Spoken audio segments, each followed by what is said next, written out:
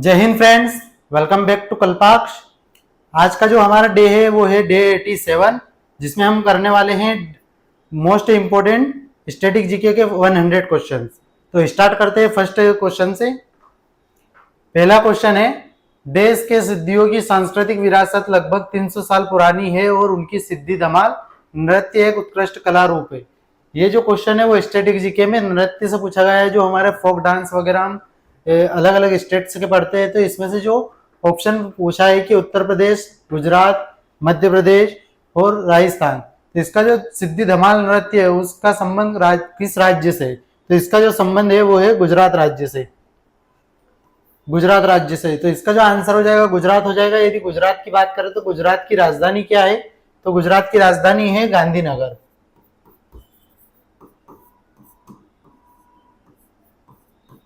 ठीक है, गुजरात की जो राजधानी हो जाएगी वो हो जाएगी गांधीनगर। यहां से एक और नृत्य निकल कर आता है जिसे हम बोलते हैं गरबा। तो गरबा और जो सिद्धि धमाल नृत्य है वो कहां से रिलेटेड है? वो है गुजरात से। इसके बाद देखेंगे नेक्स्ट क्वेश्चन। अगले प्रश्न में पूछा है कि देश की दो परंपराएं हैं, एक संकीर्तन जो भक्ति और दूसरी रास। जो संकीर्तन और रास है वो कहाँ की परंपराएं हैं? तो यदि हम देखेंगे तो वो डायरेक्ट किसकी पूछ रहा है? राज्य की नहीं पूछ रहा है, राज्य के अंदर कौन सा नृत्य है उसकी पूछ रहा है। तो यदि हम बात करेंगे ओडिशा की, तो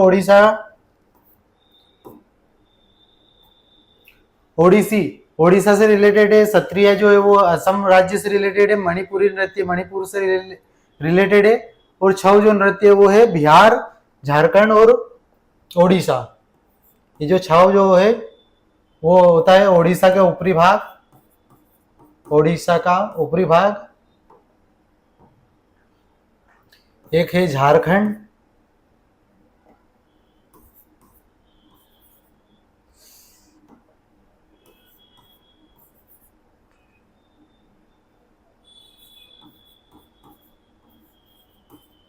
झारखंड, ओडिशा और बिहार। इसका जो ऊपरी भाग है वहां से रिलेटेड है ये कौन सा? छाव नृत्य। इसका जो आंसर है जो परंपरा संकीर्तन और रास कौन से नृत्य में आते हैं? तो वो आता है मणिपुरी नृत्य में। इसका जो आंसर हो जाएगा मणिपुरी नृत्य हो जाएगा। इसके बाद देखेंगे नेक्स्ट क्वेश्चन, नटवरी नृत्य किस नृत्य शैली से संबंधित है? तो नटवरी नृत्य की जब हम बात करते हैं तो ये आता है उत्तर प्रदेश के राज्य का जो सबसे महत्वपूर्ण शास्त्रीय नृत्य है वो है कथक। तो कथक से रिलेटेड है। और जो ये चारों दे रखे हैं वो सब चारों क्या है? शास्त्रीय नृत्य है। यदि क्लासिकल डांस की बात करेंगे तो कथक उत्तर प्रदेश, कुचिपुड़ी जो होता है आंध्र प्रदेश, और इसके अलावा ओडिसी ओडिशा से रिलेटेड है। और कथकली, वो कथकली कौन से राज्य से बिलोंग करता है? केरल से। तो इसका आंसर हो जाएगा कथक। जो नटवरी नृत्य शैली होती है वो होती है कथक से रिलेटेड। इसके बाद देखेंगे dash literally means dance of the enchantresses. जादूगरनी का नृत्य, ये भारतीय शास्त्रीय नृत्यों की सूची में सबसे शानदार नृत्यों में से एक है। कौन सा नृत्य जिसे हम बोलते हैं जादूगरनियों की सूची या जादूगरनियों का नृत्य? तो इसको हम बोलते हैं मोहिनी अट्टम को। मोहिनी अट्टम को यदि बैकग्राउंड देखेंगे तो जो हिंदू ग्रंथ है या हिंदू पारंपरिक ग्रंथ है, प्राचीन ग्रंथ है, उसमें हम भगवान विष्णु का एक रूप देखते हैं, मोहिनी रूप।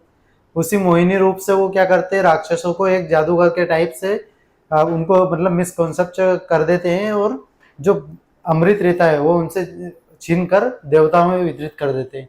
तो जो जादूगरनियों का कॉन्सेप्ट है वो किस नृत्य में आता है? उसी से रिलेटेड होता है मोहिनी अट्टम। ठीक है, तो ये इसका आंसर हो जाएगा ऑप्शन नंबर बी। बढ़ते हैं नेक्स्ट क्वेश्चन पे। दिवाली के त्योहार के दौरान डंडारी नृत्य मंडली एक पखवाड़े तक कोलम और राजगौंड जनजातियों की भागीदारी के साथ प्रदर्शन करती है। तो वो कौन सा नृत्य है? यदि हम इसमें देखेंगे तो छाव नृत्य, इसमें एक गोंड, राजगोंड नाम आ रहा है, राजगोंड जनजातियों है ना। और कोलम, तो कोलम यदि आपको समझ में नहीं भी आ रहा है तो आप जा सकते हैं किससे? राजगोंड से। तो राजगोंड जनजाति जहां जहां होगी वहां पर आप ये नृत्य देख सकते हैं। छाव नृत्य बिहार, झारखंड और ओडिशा में गोंड जनजाति कम पाई जाती है या नहीं, नगण्य रूप से पाई जाती है। बेगा परधोनी जनजाति जो आती है वो मध्य प्रदेश राज्य से बिलोंग करती है। ठीक है। राउत नाचा जो नृत्य है वो कहाँ से रिलेटेड है, तो ये रिलेटेड आता है राउत नाचा नृत्य छत्तीसगढ़ से। वो जो एक घुसाड़ी है नृत्य, ये घुसाड़ी नृत्य आपका राजगोंड और कोलम जनजाति के द्वारा मनाया जाता है, यह प्रदर्शित किया जाता है ये नृत्य। इसका जो आंसर हो जाएगा घुसाड़ी। इसके बाद देखेंगे अगला क्वेश्चन, पाइका डांस। और झारखंड का जो पाइका नृत्य आमतौर पर किस जनजाति द्वारा विशेष सम्मानित अतिथियों के स्वागत या धार्मिक जुलूस के रूप में किया जाता है। तो ये जो झारखंड में, सबसे पहले हमको एक पॉइंट याद रखना है, झारखंड में कौन सी जनजाति रहती है, तो एक तो हो जनजाति रहती है। ठीक है। एक तो संथाल जनजाति रहती है, एक मुंडा जनजाति रहती है, एक उरांव जनजाति रहती है, और एक इंपॉर्टेंट जनजाति का नाम है, उसे हम बोलते हैं हो। तो हो जनजाति भी कहाँ से रिलेटेड है, झारखंड से। अब पूछा है कि ये चारों जनजाति झारखंड का जो पाइका नृत्य है इसमें से कौन सी जनजाति करती है, तो जो झारखंड का पाइका नृत्य है वो करती है मुंडा जनजाति। ठीक है। तो इसका जो आंसर हो जाएगा ऑप्शन नंबर बी। इसके बाद देखेंगे अगला क्वेश्चन, गौर मारिया और डेस करके राज्य का एक नृत्य रूप है जो आनंद और आह्वान का एक प्रसिद्ध कला रूप है। यह एक समूह नृत्य है और इस नृत्य में पुरुष महिला दोनों उत्साहपूर्वक भाग लेते हैं। बेसिकली बात कर रहा है तो गौर मारिया नृत्य कहाँ का है, तो गौर मारिया नृत्य की यदि हम बात करेंगे तो ये भी छत्तीसगढ़ का है। ठीक है। गौर मारिया नृत्य भी छत्तीसगढ़ का है। इसका आंसर हो जाएगा ऑप्शन नंबर डी। इसके बाद देखेंगे अगला क्वेश्चन। अगले क्वेश्चन में पूछा है लेबांग बुमानी नृत्य। यदि लेबांग बुमानी नृत्य की बात करते हैं तो कहाँ से रिलेटेड है, तो लेबांग बुमानी नृत्य रियांग परगना है, रियांग जनजाति के द्वारा किया जाने वाला त्रिपुरा में नृत्य है। ठीक है। तो इसका आंसर हो जाएगा ऑप्शन नंबर बी। इसके बाद देखेंगे अगला क्वेश्चन। अगले क्वेश्चन में जो पूछा गया है वो पूछा गया है कि महारी नृत्य और गोटीपुआ नृत्य निम्नलिखित में से कहाँ से रिलेटेड है। महारी नृत्य और गोटीपुआ नृत्य में से सबसे इंपॉर्टेंट जो नृत्य है वो ही है गोटीपुआ नृत्य, और इसका जो संबंध है वो है ओडिशा राज्य से। तो इसका जो आंसर हो जाएगा ऑप्शन नंबर ए। इसके बाद देखेंगे अगला क्वेश्चन, देश का सोंगी मुखावटे नृत्य असत्य पर सत्य की जीत का जश्न मनाने के लिए नृत्य का नाम दो नर्तकियों द्वारा पहले गए दो शेर मुखौटों से लिया गया है जो भगवान विष्णु के एक पहलू का प्रतिनिधित्व करते हैं। यदि भगवान विष्णु का जो एक अवतार है नरसिंह अवतार, उससे रिलेटेड जो कहानियां प्रचलित है कि हिरण्यक्ष राक्षस का जो उन्होंने वध किया था, उसी वध को दर्शाया गया कि सत्य की जीत हुई है असत्य के ऊपर। और ये जो सारी कहानी प्रचलित है सबसे ज्यादा कहाँ पे बिलोंग करती है, तो ये कहानी सबसे ज्यादा या फिर ये कथा सबसे ज्यादा प्रचलित है महाराष्ट्र राज्य में। इसी कहानी को बढ़ावा देने के लिए, प्रसार करने के लिए या फिर लोगों तक भावनाओं को पहुंचाने के लिए एक नृत्य किया जाता है जिसका नाम है सोंगी मुखावटे नृत्य। तो कहाँ से बिलोंग करता है ये, ऑप्शन नंबर सी महाराष्ट्र राज्य से बिलोंग करता है। इसके बाद देखेंगे नेक्स्ट क्वेश्चन, रानी मचैया एक देश लोक है नृत्यांगना जिसे पद्मश्री से सम्मानित किया गया, ये किस चीज से रिलेटेड है, तो यौमथेट नृत्य है उससे रिलेटेड है रानी मचैया। ठीक है। तो इसका आंसर हो जाएगा question number option number A. इसके बाद देखेंगे अगला क्वेश्चन, भारतीय शास्त्रीय गायक पंडित जसराज निम्नलिखित में से किस घराने से संबंधित है। यदि पंडित जसराज की बात करेंगे तो ये भी अपने जो मेवाती घराने से रिलेटेड है। हम यदि बात करते घरानों की, अलग अलग संगीत घरानों की, तो जैसे लखनऊ घराना आता है, ग्वालियर घराना आता है, जैसे ग्वालियर घराने में से तानसेन जी का संबंध हम बताते हैं। तो इसी तरीके से जो मेवाती घराना है, मेवाती घराना से पंडित जसराज जी आते हैं, और इनका जो सबसे प्रसिद्ध मंत्र यदि बोलेंगे तो इनका मंत्र है मधुराष्टकम। ठीक है। तो ये वाला जो इनका आंसर हो जाएगा मेवाती घराना, ऑप्शन नंबर डी। इसके बाद देखेंगे नेक्स्ट क्वेश्चन, निम्नलिखित में से कौन कथक केंद्र का निर्देशक था और उसने कलाश्रम नामक से स्वयं का नृत्य विद्यालय भी खोला था। ऐसा कौन सा व्यक्ति, तो इसमें से जो चारों व्यक्ति है वो सारे कथक नृत्य से रिलेटेड है। तो ये चीज तो हमको याद रखना, पंडित लच्छू महाराज, शंभू महाराज, बिरजू महाराज और अच्छन महाराज, ये सारे तो कौन है, कथक नृत्य करने वाले या कथक को प्रेरित करने वाले। इसमें से जो पंडित बिरजू महाराज जी है जो आधुनिक टाइम पे यदि हम अभी प्रेजेंट की बात करें तो अभी भी जीवित है और ये कथक के लिए बहुत वर्क कर रहे हैं। उनमें से इन्होंने एक तो कलाश्रम नामक अपना स्वयं का स्कूल खोला है जो कथक सिखाता है। इसके अलावा जो इनको एक अवार्ड भी मिला है, प्रसिद्ध अवार्ड मिला है, मुझे याद नहीं आ रहा है कि साहित्य अकेडमी साहित्य अकेडमी से रिलेटेड ऐसा कोई अवार्ड है जो लेटेस्ट करंट अफेयर में था। तो इसका जो आंसर हो जाएगा option number C, Birju Maharaj. इसके बाद देखेंगे क्वेश्चन नंबर 14। नेक्स्ट पूछा, शंभू महाराज कथक के निम्नलिखित में से किस घराने के प्रसिद्ध गुरु थे? ये सारे घराने आपको जो मेन प्रसिद्ध व्यक्ति है उनके हमको याद रखना है। तो लखनऊ, जयपुर, रायगढ़ और बनारस, तो इस जो चारों में से सबसे जो प्रसिद्ध है वो है इनका लखनऊ घराना, क्योंकि ये जो कथक है सबसे ज्यादा प्रसिद्ध यदि जयपुर, रायगढ़, बनारस यहाँ भी कथक चलता है, लेकिन सबसे ज्यादा प्रसिद्ध कहाँ हुआ है तो लखनऊ से हुआ है, और वहां से ये निकले हैं अच्छन महाराज जी, शंभू महाराज जी, बिरजू महाराज जी, सभी ये वहीं के हैं। किस भारतीय संगीतकार का मूल स्थान पश्चिम बंगाल था? नौशाद, ओपी नैयर, इलैया राजा और बप्पी लाहिड़ी। तो इनमें से जो बप्पी लाहिड़ी जी है वो पश्चिम बंगाल के सिंगर है, मतलब सिंगर तो इंडिया के हैं, मतलब ओवरऑल इंडिया में वर्क किया उन्होंने, लेकिन उनका जो जन्म स्थान या कर्म स्थान है वो पश्चिम बंगाल है। गंगूबाई हंगल मुख्यतः किस घराने से संबंधित है? तो गंगूबाई हंगल जो है वो किराना घराना से रिलेटेड है। इसके बाद देखेंगे अगला क्वेश्चन, प्रसिद्ध बॉलीवुड अभिनेत्री हेमा मालिनी एक प्रसिद्ध क्या है? तो हेमा मालिनी जी की जो बात करेंगे तो ये मथुरा से, उत्तर प्रदेश की मथुरा से सांसद है। इसके अलावा भरतनाट्यम की नर्तकी है, तो इसका आंसर हो जाएगा ऑप्शन नंबर बी। इसके बाद देखेंगे नेक्स्ट क्वेश्चन, निम्नलिखित में से कौन सा संगीतकार पंचम दा के नाम से लोकप्रिय है? यदि हम पंचम दा के नाम से एक व्यक्ति को जानते हैं जो संगीतकार है, तो उनका नाम क्या है? वो है आर.डी. बर्मन।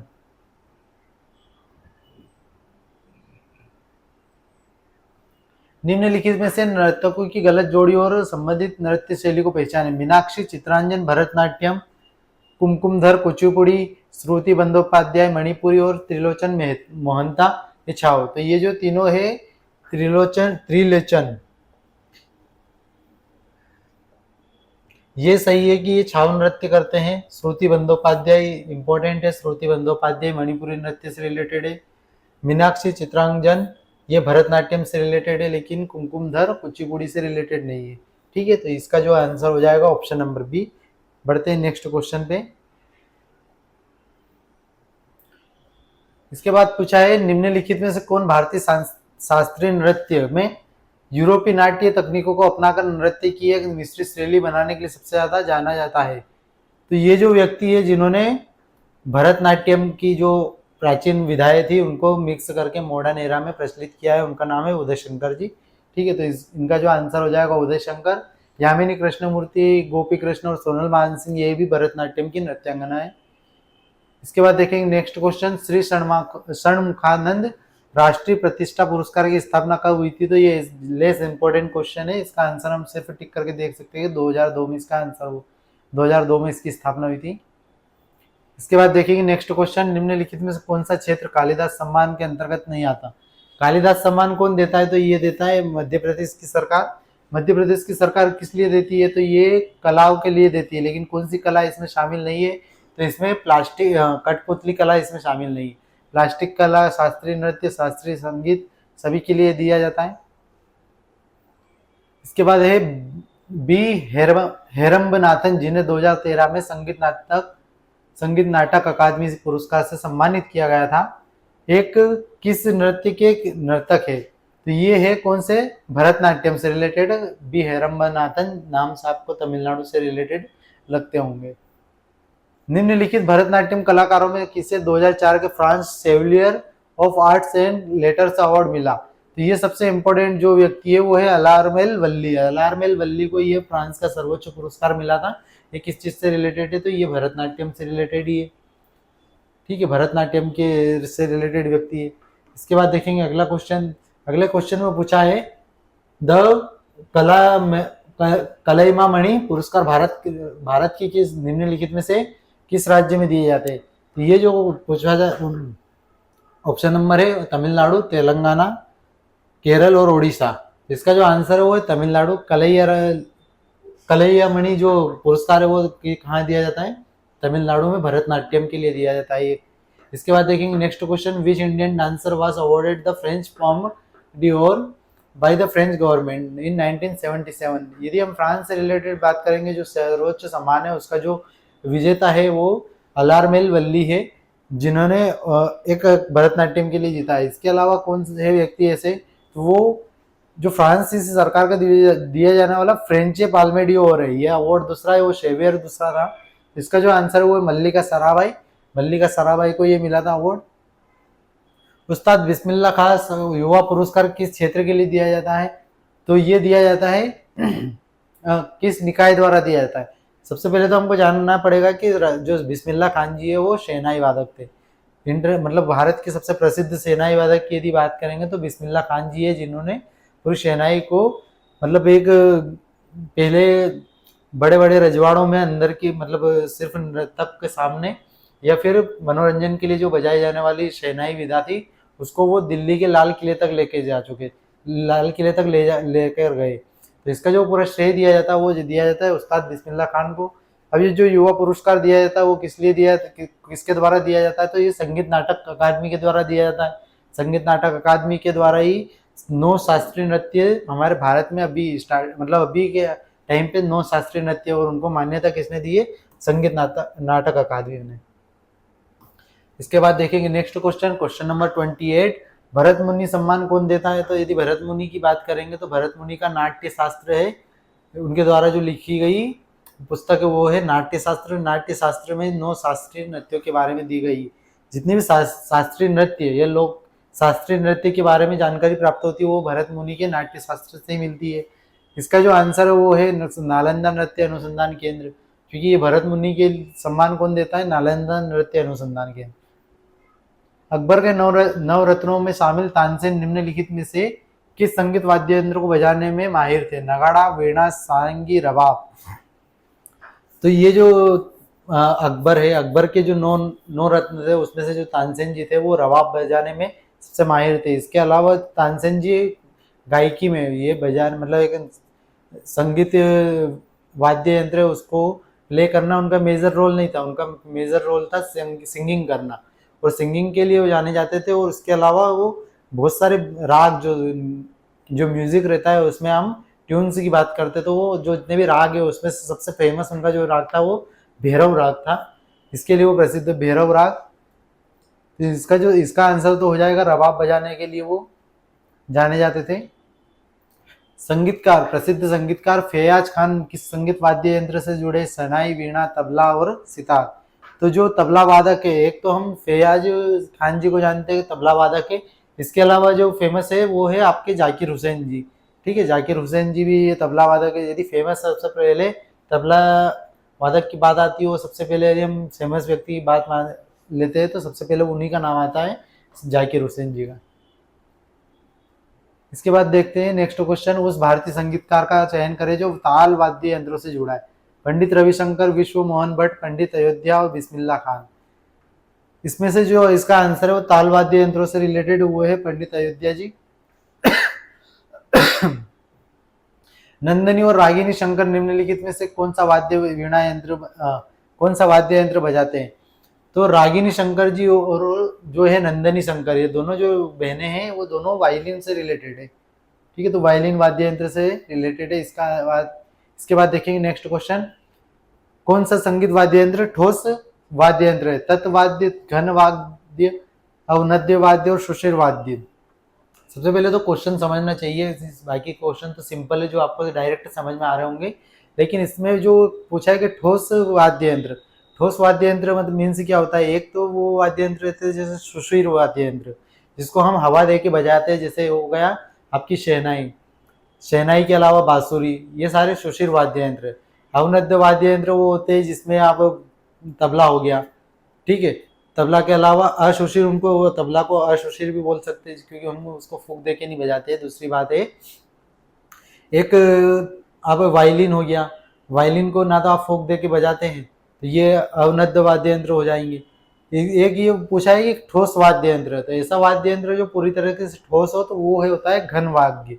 घन वाद्य जो रहता है एक तरीके का बहुत कम प्रचलित वाद्य यंत्र है जिसे हम जानते हैं, उसका जो आंसर, इसका जो आंसर हो जाएगा घन वाद्य, वो होता है ठोस वाद्य यंत्र। इसके बाद देखेंगे नेक्स्ट क्वेश्चन, शहनाई एक रीढ़ वाद्य यंत्र है जिससे नलियों के साथ कितने छेद होते हैं? लेस इंपॉर्टेंट क्वेश्चन है ये, क्योंकि कभी बाई चांस पूछ लिया जाता है क्वेश्चन, ये एक बार पूछा गया है लेकिन रिपीट होने के चांस बहुत कम है। लेकिन इसमें फिर भी याद रख सकते हैं कि इसमें जो वो शहनाई बजाई जाती है उसमें जैसे बांसुरी में छेद होते हैं, इसी टाइप से शहनाई में 7 छेद होते हैं। तो 7 स्वर से हम याद कर सकते हैं कि 7 स्वर को निकालने के लिए, प्रोड्यूस करने के लिए 7 वाद्य इसमें छेद होते हैं।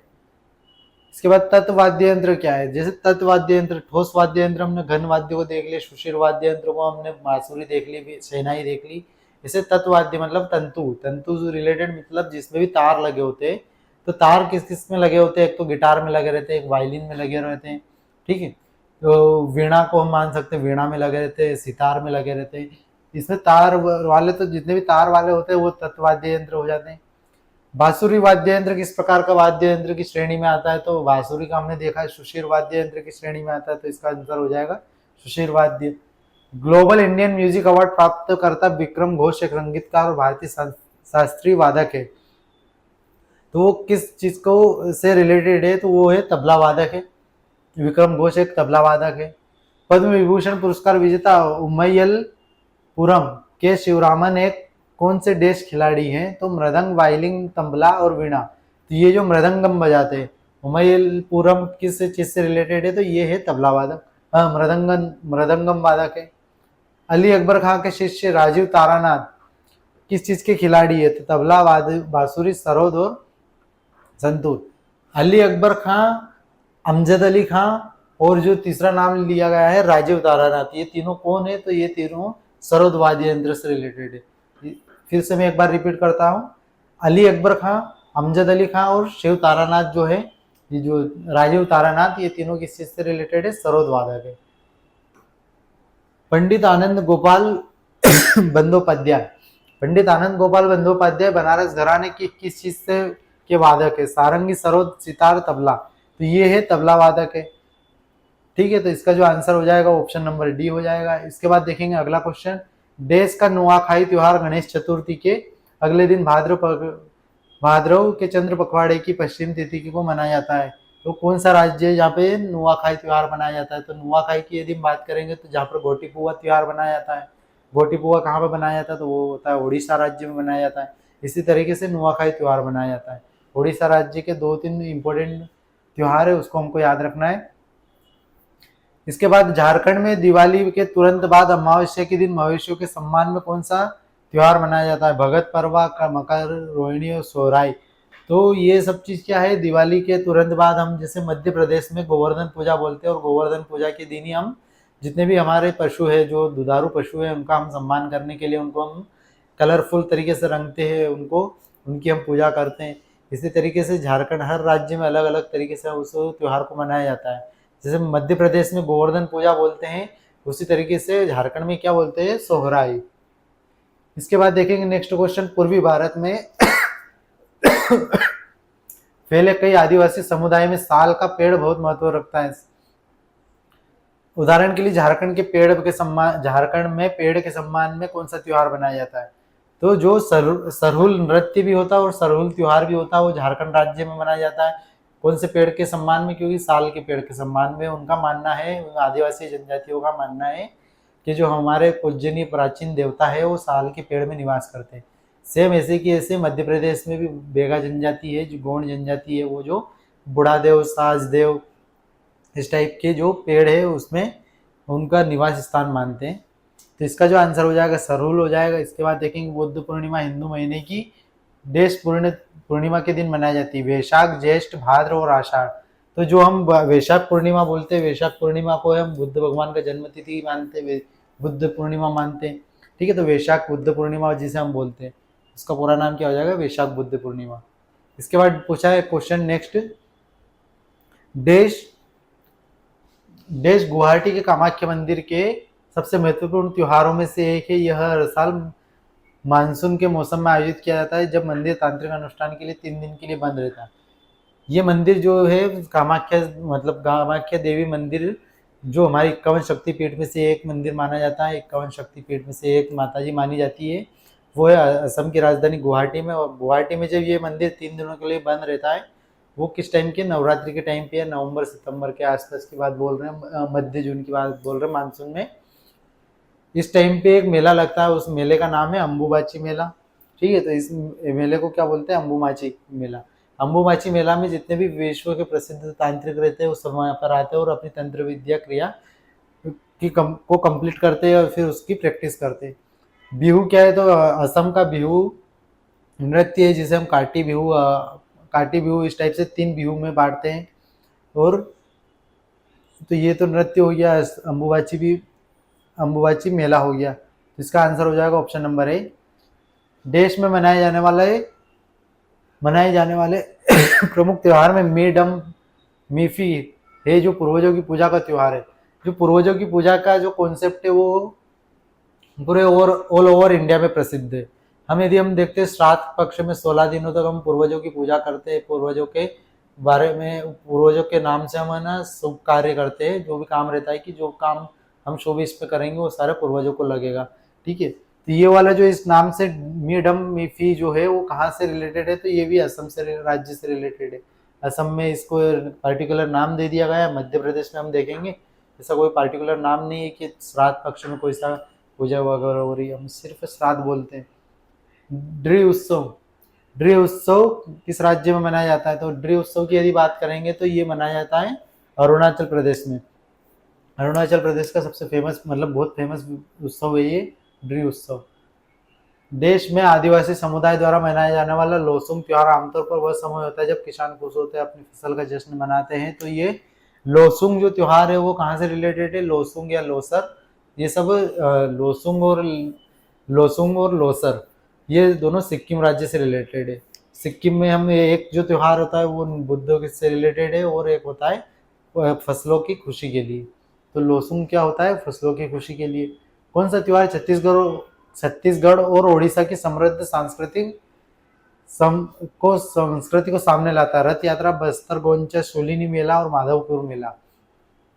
तो रथ यात्रा की यदि बात करेंगे तो पूरी जगन्नाथ मंदिर की जो रथ यात्रा है पूरे भारत से लेके पूरे विश्व में प्रसिद्ध है, क्योंकि आप उसकी झलकी आप पूरे विश्व में कहीं पे भी अलग अलग देशों में देख सकते हैं। तो रथ यात्रा तो पूरा ओडिशा का पार्टिकुलर है जहाँ से पहचान आती है। इसका जो आंसर है वो बस्तर गोंजा, क्योंकि बस्तर वाला जो इलाका है वो छत्तीसगढ़ में है और उसका कुछ कुछ पार्ट है ओडिशा में लगता है। उसकी जो वहाँ पर जो भी कला और संस्कृति पनपी है वो साझी विरासत है छत्तीसगढ़ और ओडिशा की। तो इसका जो आंसर हो जाएगा बस्तर गोंचा। इसके बाद देखेंगे नेक्स्ट क्वेश्चन में बोला है सकराट त्योहार में बुदगाली या कलसी नृत्य के साथ मनाया जाने वाला जहां महिलाएं अपने सर पर सजावटी बर्तन लेकर इस नृत्य में भाग लेती है। सजावटी बर्तन लेकर नृत्य करना ये कहाँ की है, ओडिशा की परंपरा है। जो सकरावट एक पर्टिकुलर त्योहार की हम बात कर लेते। इसी तरीके का एक 13 ताली त्योहार है, 13 ताली नृत्य जो राजस्थान का है, जहाँ से 13 ताली मतलब 13 तरीके की तालियों बजा सकती है वहाँ की महिलाएं नृत्य करते हुए। तो वो देखना हो यदि आप तो वहाँ देख सकते हैं राजस्थान में। इसी तरीके से राजस्थान में एक और फेमस है, राजस्थान में एक नृत्य कौन सा फेमस है, तो वो है आपका चरी नृत्य। पर्टिकुलर भाषा में जो वहाँ की जो गांव की संस्कृति हम पूरे भारत में देखते हैं, तो पूरे गांव की संस्कृति में हम जो मटकी रहती है उसको हम कभी आपने सुना होगा तो उसको हम चरी बोलते हैं। तो इसी तरीके से वो जो चरी रहती है एक से एक बड़ी से लेके छोटी से लेके ऊपर माथे पर रख के नृत्य करती है महिला। तो वो कहाँ का प्रसिद्ध नृत्य है, वो राजस्थान का है। उसी तरीके का हम बात मान सकते हैं कि कलसी बुदगाली है जो सकराट त्योहार है, ये चरी नृत्य टाइप ही है जो उड़ीसा का है। भारतीय उपमहाद्वीप में पहला उद्यान मकबरा कौन सा था? ताजमहल, कुतुबशाही मकबरा, हुमायूं का मकबरा, औरंगजेब का मकबरा। तो यदि मकबरे की बात करेंगे तो उद्यान मकबरा की बात करिए। यदि हम इसके पहले देखेंगे तो भारत में दाह प्रथा है, अग्निदाह प्रथा, उसके पहले दफनाने की प्रथा रह चुकी है भारत में, लेकिन उस मकबरे के जो दफनाने की उसके आसपास यदि उद्यान बना दिया जाए तो उद्यान मकबरा बन गया हो। उसी जो कब्र है, ये सब जो उद्यान बनाने की परंपरा है वो किसने स्टार्ट करी थी? तो सबसे पहले ये मुगल साम्राज्य के टाइम पे स्टार्ट हुई थी और मुगल साम्राज्य में सबसे पहला जिसका मकबरा बना था वो ऐसा बना था हुमायूं का मकबरा। इसका जो आंसर हो जाएगा ऑप्शन नंबर सी, हुमायूं का मकबरा। इसके बाद देखेंगे नेक्स्ट क्वेश्चन, पद्मश्री पुरस्कार पाने वाली पहली भारतीय अभिनेत्री कौन सी थी? नरगिस दत्त, आशा पारेख, मधुबाला और देविका रानी। यदि हम बात करेंगे कि पद्मश्री पुरस्कार पाने वाली पहली महिला, तो ये है संजय दत्त की माताजी नरगिस दत्त। ठीक है, तो ये इनका नाम आ जाए सबसे पहले पद्मश्री के लिए। इसके वाले देविका रानी दादा साहब फाल्के पुरस्कार पाने वाली सबसे पहली महिला है देविका रानी। ठीक है, इसके अलावा दादा साहब फाल्के पुरस्कार आशा पारेख जी को भी मिल चुका है अभी लेटेस्ट 4 से 5 साल पहले। ठीक है, तो इनका जो आंसर है वो, इसका आंसर जो हो जाएगा वो हो जाएगा पद्मश्री पुरस्कार पाने वाली पहली महिला नरगिस दत्त। किस राज्य सरकार ने भारत का पहला हाथी मृत्यु लेखा परीक्षा ढांचा पेश किया? हाथी मृत्यु लेखा परीक्षा मतलब कि जितने हमारे यहाँ पर हाथियों की पॉपुलेशन है उसमें से कितने की मृत्यु हो चुकी है उसका रिकॉर्ड रखना और उसकी ऑडिटिंग करवाना। तो वो किसने स्टार्ट किया है? तो वो वही स्टार्ट करेगा जहाँ पे सबसे ज़्यादा हाथियों की प्रजाति है। हाथियों की प्रजाति नहीं, हाथियों की जनसंख्या है, तो वो है तमिलनाडु में। तो ये इसका जो आंसर हो जाएगा ऑप्शन नंबर सी। इसके बाद देखेंगे नेक्स्ट क्वेश्चन, भारत ने देश में पहली बार ओलंपिक खेलों में भाग लिया। तो ओलंपिक खेलों की यदि हम बात करेंगे तो ओलंपिक खेल 1896 में स्टार्ट हुए थे, सबसे पहले ग्रीक की राजधानी एथेंस से। इसका जो सेकेंड ओलंपिक हुआ था वो सन 1900 में हुआ था, जहां पर पहली बार भारत ने पार्टिसिपेशन दिया था। और पेरिस ओलंपिक में ही सबसे पहले 2 सिल्वर मेडल जीते थे रिचर्ड नाम के व्यक्ति ने। अब ये कौन थे? ब्रिटिश भारतीय व्यक्ति थे, क्योंकि 1947 के पहले पूरा इंडिया क्या कहलाता था? ब्रिटिश भारतीय। ब्रिटिश भारतीय की तरफ से जीता था इसलिए हम ब्रिटिश भारतीय। लेकिन भारत की आज़ादी की जस्ट बाद यदि पहला मेडल की हम यदि बात करेंगे तो किसने जीता था? केडी जाधव ने जीता था। ये स्वतंत्रता के बाद जीतने वाले ओलंपिक मेडल विनर कौन है? सबसे पहले केडी जाधव। इसका जो पूछा है कि पहली बार ओलंपिक में भाग लिया था हमने, सबसे पहले स्टार्ट किया था 1900 में, सन 1900 में। इसका आंसर हो जाएगा। फील्ड मार्शल के पद पर पदोन्नत होने वाले पहले भारतीय सेना अधिकारी कौन थे? तो वो है सैम मानेकशॉ। सैम मानेकशॉ के बारे में आप जानते होंगे क्योंकि ये पहले 5 स्टार जो रैंक होल्डर ऑफिसर थे यही थे। इनकी जो सम्मान में नया पूरा एक पद सृजित किया गया था भारत सरकार के द्वारा। तो इसका जो आंसर हो जाएगा वो हो जाएगा सैम मानेकशॉ। इसके बाद देखेंगे नेक्स्ट क्वेश्चन, क्वेश्चन नंबर 56, अंतरिक्ष में जाने वाली पहली भारतीय मूल की महिला कौन थी? तो यदि हम वो बात करेंगे कि अंतरिक्ष में सबसे पहले कौन सी भारतीय महिला गई थी, तो भारतीय महिला कोई नहीं गई है, भारतीय मूल की महिला गई है। वो भी क्या नाम है उनका? कल्पना चावला। किस राज्य से बिलोंग करती है? तो ये हरियाणा राज्य से बिलोंग करती है। अभी लेटेस्ट 2024 के अंदर जो भारतीय मूल की महिला अंतरिक्ष में गई है उनका नाम है सुनीता विलियम्स। ठीक है, वो इनकी जो लौटने का पूरा जो कार्यकाल था वो दिन खत्म हो चुके हैं, इसलिए अब ये फरवरी में नया तरीके से ट्राई करेंगे पृथ्वी पे आने के लिए। इसका जो आंसर हो जाएगा वो तो हो जाएगा कल्पना चावला। इसके बाद देखेंगे नेक्स्ट क्वेश्चन, क्वेश्चन नंबर 57, किसी राज्य हाईकोर्ट की मुख्य न्यायाधीश नियुक्त होने वाली पहली महिला कौन सी थी? लीला सेठ, अन्ना चांडी, एम फातिमा बीबी और किरण मजूमदार शो। ये तीनों व्यक्ति अपने आप में सबसे इम्पोर्टेंट है, क्योंकि यदि हाईकोर्ट में सबसे पहले यदि जज की बात करें, चीफ जस्टिस की बात करेंगे तो वो तो आता है, चीफ जस्टिस की बात करेंगे तो वो आता है अन्ना चांडी जी का नाम। लीला सेठ कौन है? तो सबसे पहले जो सुप्रीम कोर्ट में वकील बनी थी वो। एम फातिमा भी सुप्रीम कोर्ट की चीफ जस्टिस, सुप्रीम कोर्ट में, ये भी सुप्रीम कोर्ट में, ये हाई कोर्ट की है सबसे पहले। अन्ना चांडी सबसे पहली भारतीय महिला है जो मुख्य न्यायाधीश नियुक्त हुई थी। लीला सेठ सबसे पहली जज बनी थी और एम फातिमा भी सुप्रीम कोर्ट की सबसे पहली महिला जज है। ठीक है, तो इसका जो आंसर हो जाएगा option number B, Anna Chandy. उसके बाद पूछा है, who was the first Indian to get the Oscar for lifetime achievement in cinema in 1992? 1992 में ऑस्कर जिसे मिला था तो उसका नाम क्या है जो सिनेमा जगत के लिए सबसे इम्पोर्टेंट है? तो तरुण मजूमदार, के विश्वनाथ, सत्यजीत रे, टी रामाराव। तो इसका जो सिस्टोमेटिक आंसर है वो है सत्यजीत रे। फ्लाइट लेफ्टिनेंट ने देश ने मई 2019 में लड़ाकू जेट पर हमला करने के लिए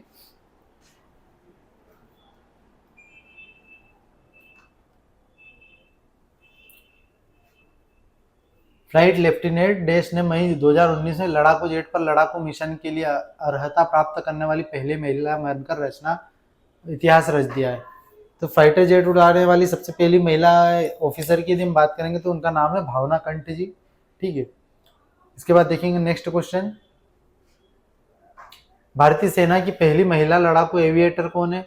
तो वो है एविएटर, मतलब कि एयरफोर्स से रिलेटेड है, तो वो है अभिलाषा बराक। इसके बाद देखेंगे फुटबॉल गोल पोस्ट के बीच की दूरी कितनी होती है। फुटबॉल गोल पोस्ट के बीच की दूरी इंपॉर्टेंट क्वेश्चन है, लेस इंपॉर्टेंट क्वेश्चन है। बाई चांस ये क्वेश्चन एग्जाम में आया था, इसलिए यहाँ पे डिस्कस कर लिया गया है। आने वाले टाइम पे रिपीटेशन होने की संभावना बहुत कम है, इसलिए हम इसका जो आंसर है वो देख लेते हैं 7.32।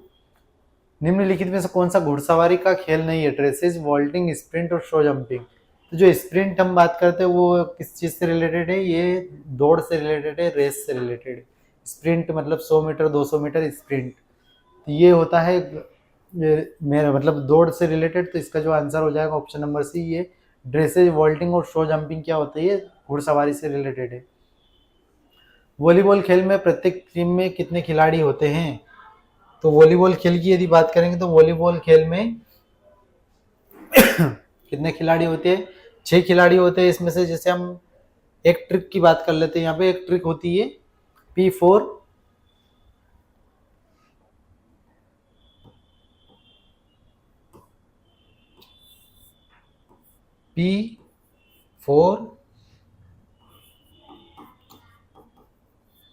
बास्केट वाली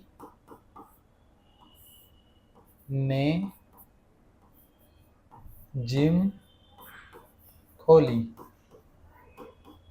ठीक है, एक ये ट्रिक होती है जिसमें हम इससे अंदाजा लगा सकते हैं कि किस खेल में कितने खिलाड़ी होते हैं। P4 बास्केट वाली ने जिम खोली। P4 से 4 से स्टार्ट करेंगे। P से हो जाएगा पोलो। ठीक है, पोलो में कितने खिलाड़ी होते हैं, 4। बास्केट में होते हैं 5, वॉलीबॉल में होते हैं 6। बास्केट से बना बास्केटबॉल, वॉली से बना वॉलीबॉल, वाली से बन गया 6। ने से बना नेटबॉल, इसमें कितने खिलाड़ी होते हैं, 7। जिम्नास्टिक में कितने खिलाड़ी होते हैं, 8। खो से होता है खो खो, तो खो खो में कितने खिलाड़ी होते हैं, 9। 4 5 6 7 8 9, इस टाइप से अभी ये ट्रिक थोड़ा काम आ सकती है आपके। P4 बास्केट वाली ने जिम खोली, 4 5 6 7 8 9, इसमें आप कैलकुलेट कर सकते हैं कितने खिलाड़ी होते हैं। इसके बाद देखेंगे नेक्स्ट क्वेश्चन में पूछा प्रथम राष्ट्रमंडल खेल निम्नलिखित में से किस वर्ष आयोजित किए गए थे। यदि पहले कॉमनवेल्थ गेम की बात करेंगे तो वो स्टार्ट हुए थे 1930 में, 1930 में सबसे पहले स्टार्ट हुए थे। 2020 ओलंपिक खेल में सुपर हेवीवेट बॉक्सिंग स्पर्धा में भाग लेने वाले पहले भारतीय खिलाड़ी कौन है। अमित पंघाल, मनीष हर्षित, सतीश कुमार चौधरी और साक्षी चौधरी। तो इसमें से जो इसका जो आंसर हो जाएगा वो तो हो जाएगा सतीश कुमार। ठीक है, इसके अलावा एक अमित पंघाल भी है, इसका जो आंसर हो जाएगा ये तो वो हो जाएगा अमित पंघाल किस चीज से रिलेटेड है, ये है कुश्ती से रिलेटेड। जो 2024 का जो ओलंपिक हुआ है उसमें कुश्ती में जो ब्रॉन्ज मेडल लेकर आए वो अमित पंघाल जी लेकर ही आए। इसका जो आंसर हो जाएगा इसका ऑप्शन नंबर सी। और अमित पंघाल के बारे में एडिशनल इन्फॉर्मेशन आप याद रखिए। हॉकी के खेल के दौरान किसी अपराध के बाद यदि किसी खिलाड़ी को पीला कार्ड दिखाया जाता है तो उसका मतलब क्या होता है। उसका मतलब होता है पेनल्टी, मतलब आप उस टाइम तक के लिए बाहर है, और कितने टाइम तक के लिए, 5 मिनट के लिए उसको मैदान से बाहर भेज दिया जाता है।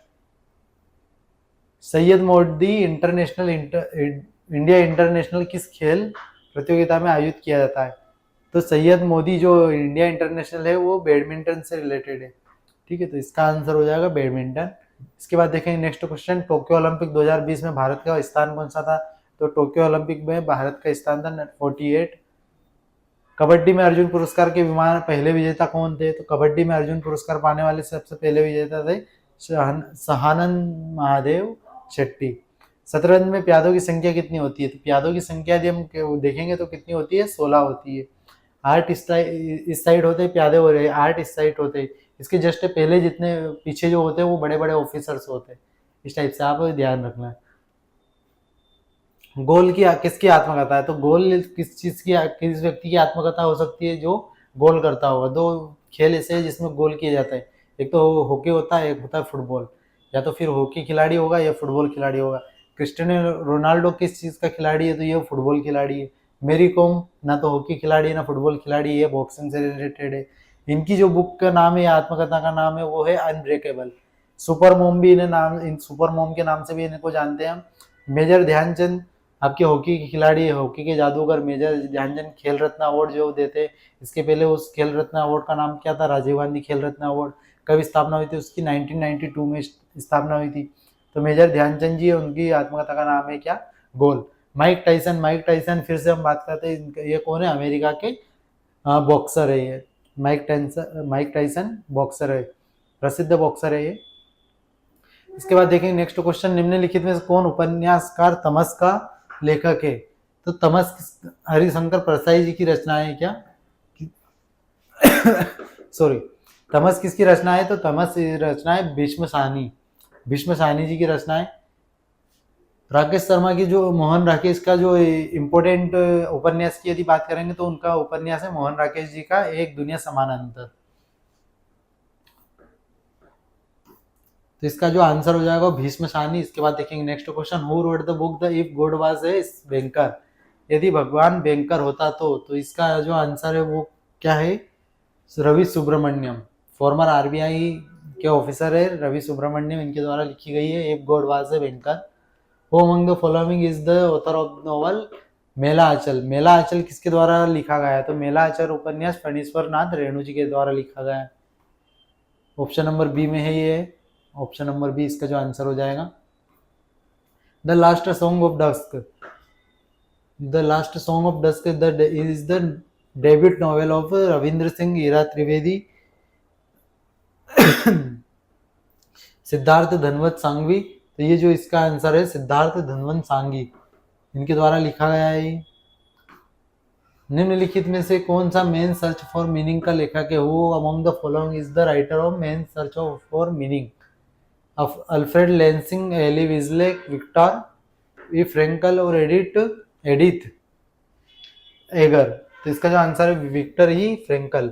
निम्नलिखित में से कौन India after Gandhi the history of the world largest democracy पुस्तक का लेखक है, तो ये कौन है, रामचंद्र गुहा है। इंडिया आफ्टर गांधी भी इन्होंने लिखी है और इंडिया आफ्टर नेहरू भी इन्होंने लिखी है। सबसे प्रसिद्ध रामचंद्र गुहा आपके एनसीईआरटी में यदि आप देखते हैं तो एनसीईआरटी भी इनके द्वारा लिखी गई है। एनसीईआरटी को लिखी नहीं गई है, एनसीईआरटी को लिखने में बहुत बड़ी भूमिका इन्होंने बनाई है। द माउंटेन ऑफ लाइट किसके द्वारा लिखा गया है, तो माउंटेन ऑफ लाइट लिखा गया है हिंदू सुदर्शन जी के द्वारा। ऑप्शन नंबर सी उसका आंसर था। I know what is the caged bird sing, किसकी आत्मकथा, Dolly Alderton, Maya Angelou, Patricia Lockwood, Michelle Obama. तो माया एंजेलो की ये आत्मकथा है। इसके बाद देखेंगे Harry Potter and the prisoner of Azkaban के लेखक कौन है, Stephen King, George Eliot, JK Rowling, Salman Rushdie. तो जेके रोलिंग जी की रचना है ये हैरी पॉटर। निम्नलिखित में कौन सी एक बंगाली अशिक्षित महिला की आत्मकथा है जिसने गुप्त रूप से पवित्र ग्रंथों को पढ़ने के लिए साक्षरता कौशल हासिल किया है, उस युग में जब लड़कियों और महिलाओं को शिक्षा से वंचित रखा जाता था और केवल उन्हें घरेलू कामों के लिए माना जाता था। ये तो सोच आज की भी है और ये सोच पीछे जो समय बीत चुका उसकी भी है। उसी सोच को जो व्यक्ति अपनी रचनाओं में उतारा है उसका नाम क्या है, तो वो है रस सुंदरी देवी द्वारा अमर जीवन। 1969 में जवाहरलाल नेहरू विश्वविद्यालय के पहले कुलपति कौन बने थे, तो जेएनयू के पहले यदि कुलपति की बात करेंगे तो कौन थे, तो वो है जी पार्थ सारथी। कलकत्ता विश्वविद्यालय की पहली ग्रेजुएट महिला कौन सी थी, इनका नाम है कादम्बिनी गांगुली। ये जो भारतीय स्वतंत्रता आंदोलन हम यदि पढ़ते हैं तो उसमें भी इनका नाम बहुत आता है, कादम्बिनी गांगुली, जो कलकत्ता यूनिवर्सिटी से पास आउट होने वाली पहली महिला थी। निम्नलिखित में से किसने औरु जाति औरु मातम औरु देवम मनुष्य मानव जाति के लिए एक जाति एक धर्म एक भगवान की विचारधारा की वकालत की थी, तो ये की थी नारायण गुरु के द्वारा, नारायण गुरु। इसके बाद देखेंगे नेक्स्ट क्वेश्चन, किस व्यक्ति को नोबेल शांति पुरस्कार सम्मानित किया गया है, तो भारत की यदि बात करेंगे तो भारत में नोबेल शांति पुरस्कार प्राप्त करने वाला बचपन बचाओ आंदोलन के जो संस्थापक है उनको 2014 में पाकिस्तान की मलाला यूसुफजई के साथ में ये अवार्ड मिला था उनको, और उनका नाम है कैलाश सत्यार्थी। तो इसका जो आंसर हो जाएगा कैलाश सत्यार्थी हो जाएगा। विवेकानंद जी ने विश्व धर्म संसद में कहाँ भाग लिया था, तो विश्व धर्म संसद में स्वामी विवेकानंद जी ने भाग लिया था 1993 में, और कहाँ पे लिया था, शिकागो में लिया था, शिकागो यूएसए में। 2019 में अंतर्राष्ट्रीय खगोलीय संघ द्वारा मंगल और बृहस्पति के बीच एक छोटे ग्रह का नाम निम्नलिखित में से किस संगीतकार के नाम पे रखा गया है? तो ये पंडित जसराज जी के नाम पे रखा गया है। Option number D. किस वास्तुकार ने गेटवे ऑफ इंडिया का डिजाइन तैयार किया था? तो गेटवे ऑफ इंडिया का डिजाइन जो तैयार किया था वो है जॉर्ज विटेट। इसके बाद देखेंगे भारत की पहली महिला सुप्रीम कोर्ट जज फातिमा बीबी किस राज्य से संबंधित है? तो ये कौन से राज्य से आते थे? ये आते थे केरल राज्य से। इसका ऑप्शन नंबर ए आंसर हो जाएगा। जॉर्जिया मेलोनी हाल ही में किस देश की पहली महिला प्रधानमंत्री बनी है? तो ये इटली की है। इसका ऑप्शन नंबर बी आंसर हो जाएगा। अंतर्राष्ट्रीय योग दिवस कब मनाया जाता है? तो अंतर्राष्ट्रीय योग दिवस की बात करेंगे तो कब मनाया जाता है? ये मनाया जाता है 21 जून के दिन। भारत में राष्ट्रीय खेल दिवस किस तारीख को मनाया जाता है? तो मेजर ध्यानचंद जी की जयंती के दिन, ये 29 अगस्त को ये मनाया जाता है। Option number B. पाकिस्तान में हर साल स्वतंत्रता दिवस किस दिन मनाया जाता है? जब भारत में स्वतंत्रता दिवस 15 अगस्त को मनाया जाता है, तो उनके यहाँ पर 14 अगस्त को मनाया जाता है। 2 अक्टूबर को क्या मनाया जाता है? तो 2 अक्टूबर को अंतर्राष्ट्रीय अहिंसा दिवस मनाया जाता है। Option number A, Mahatma Gandhi ji की जयंती है उस दिन। अंतर्राष्ट्रीय बालिका दिवस 2024-21 कब मनाया गया? तो अंतर्राष्ट्रीय बालिका दिवस हर साल किस अक्टूबर में मनाया जाता है, और ये मनाया था 11 अक्टूबर को। भारतीय कैलेंडर के अनुसार वसंत ऋतु किस महीने में आती है? तो भारतीय कैलेंडर के अनुसार वसंत ऋतु किस महीने में आती है? चैत्र वैशाख के महीने में आती है। हेमंत ऋतु किस महीने में आती है? तो हेमंत ऋतु आती है मार्गशीर्ष पौष में। इसके बाद देखेंगे नेक्स्ट क्वेश्चन, इस्लामी कैलेंडर के किस महीने में रमजान मनाया जाता है? जो पवित्र समय जब दुनिया भर के मुसलमान उपवास करते हैं और दान देने पर अपना ध्यान केंद्रित करते हैं। वो दान को क्या बोलते हैं? ज़कात का नाम बोलते हैं। तो इसका जो आंसर हो जाएगा वो होता है वो इस्लामी कैलेंडर के 9वें महीने में। अंतर्राष्ट्रीय वृद्धजन दिवस 2021 कब मनाया गया? अंतर्राष्ट्रीय वृद्धजन दिवस जो मनाया जाता है वो है 1 अक्टूबर को वृद्ध हो गए गांधी जी, और 2 अक्टूबर को उनका देहांत हो गया। 2 अक्टूबर को उनका जन्म हुआ। तमिल कैलेंडर का पहला दिन किस 14 अप्रैल को क्यों मनाया जाता है? तो तमिलनाडु में यदि हम बात करेंगे तो पुथंडु त्योहार जो मनाया जाता है वो मनाया जाता है नए साल के मतलब 14 अप्रैल को मनाया जाता है पुथंडु। ठीक है, तो इसके बाद देखेंगे नेक्स्ट हमारे जो आज के जो 100 क्वेश्चन थे वो हम कंप्लीट कर चुके हैं। इसके बाद देखेंगे अगले क्वेश्चन नेक्स्ट लेक्चर में। तब तक के लिए जय हिंद।